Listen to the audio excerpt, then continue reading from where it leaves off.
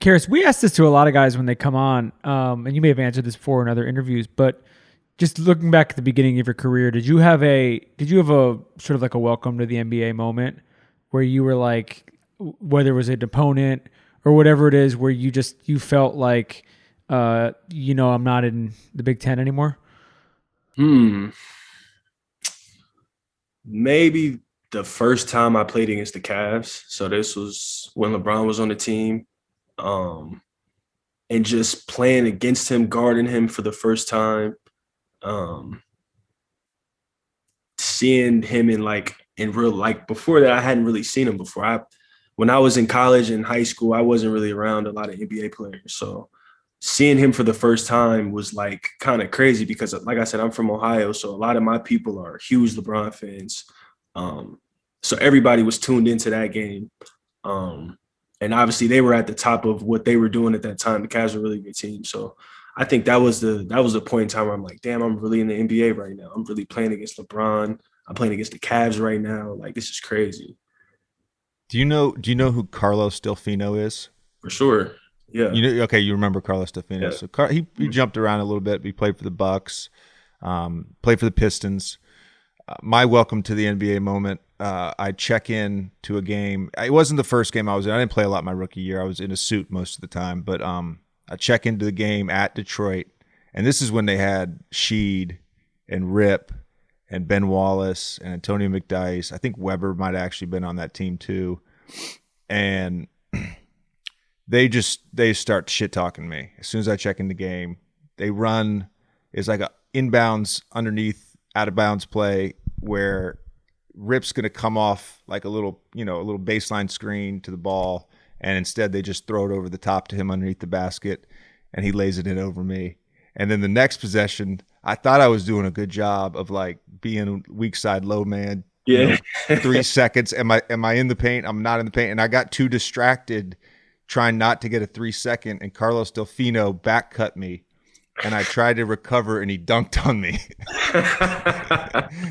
So I always say like my welcome to the NBA moment was Carlos Delfino, but it was like one of those things where you're like, oh shit, like everybody in this league can play. Like you can't hide in this league. Everybody can Everybody play. nice for sure. That's funny. What do you, my last question for you? I'm just like, first of all, I just want to, I'm so appreciative of you coming on and talking with us. And I've been such a fan of yours, your game and how you carry yourself for a number of years. What do you think your ceiling is? Ooh, what do I think my ceiling? I think every day I'm trying to push that. I'm trying to see what it is. I don't think I'm anywhere close to it.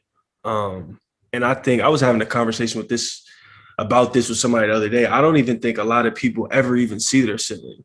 You know what I'm saying? I feel like like you have to work to get to your ceiling. You have to work every day to get to that. That's not just given to you. Like a lot of people have talent, but a lot of people don't ever see how good they can be. So for me, I'm just trying to reach that point, whatever it is. I don't know what it is. I have no idea what it is. I had a career year this season, where I feel like I've could have been better in a lot of different areas.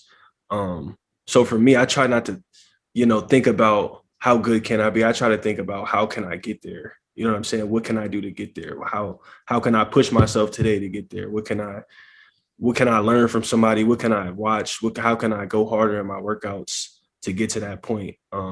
Because I honestly don't know what it is. I could say all-star, I could say, you know, MVP, I could say anything, but I really don't know. I have no idea. I would like to think that at one point in my career, I could sit down and say that I'm in the conversation as one of the best players in the world. I think that's a goal that I have. But we'll see. I don't know. That's a great perspective. It's a mature perspective to have. It's a great perspective to have. And it's not a surprise to hear you say that. If you've listened to the last 45 minutes of our Yeah, conversation, seriously. it's just a great perspective to have. I want to close it out. We just did this with Iggy on the show last week. Give us a Dunkin story before we leave.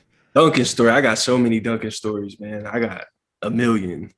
Um, I go with this one though. So it was probably 2015. 2015. I'm coming back from one of my foot injuries. Dunkin is preparing to play. He had just sat out his first year, so he's preparing to play for the first time Division One. So, a little backstory: I used to go to the gym every single night at like 10 just to go work out. A couple guys would come with me. Dunkin would always be in there too, though. So one day, me and Dunkin just like, fuck it, let's just play one on one. So we playing one on one, and I'm killing Dunkin at this point. I'm murdering him, and I go for a dunk, and he grabs me out the air. And like I said, I'm just coming back from my foot injury. So we get into it. I'm yelling at him. I'm about to like cursing him out and everything.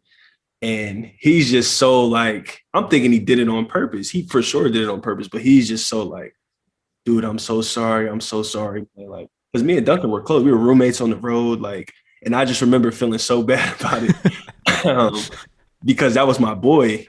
But ever since then, we've been super close. I'm super happy for Duncan, man. He's about to get paid this offseason.